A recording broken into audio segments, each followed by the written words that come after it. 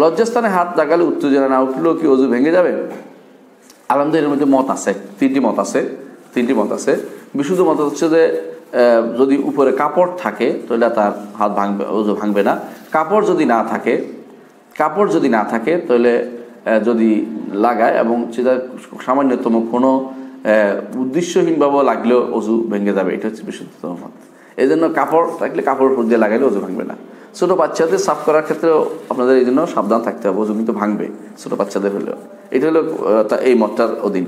এবং আবু হানিফা রাহমাতুল্লাহ বলেন যে কোনোভাবে অজু ভাঙবে না। এটা হলো দুইটা হাদিসের সমন্বয় করা হচ্ছে, একটা হলো বুসরা বিনতে সফওয়ান হাদিস, আরেকটি হচ্ছে তালাক ইবনে আলীর হাদিস রাদিয়াল্লাহু আনহুমা।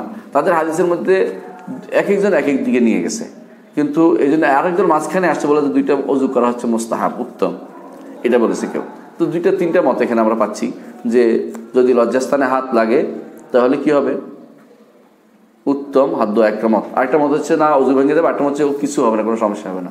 উত্তম হচ্ছে এই জন্য হাত ধোয়া। আর যদি কোনো সেটা ভিত্তিক হয়, সেটা যদি কোনো সেটা যদি কোনো সহ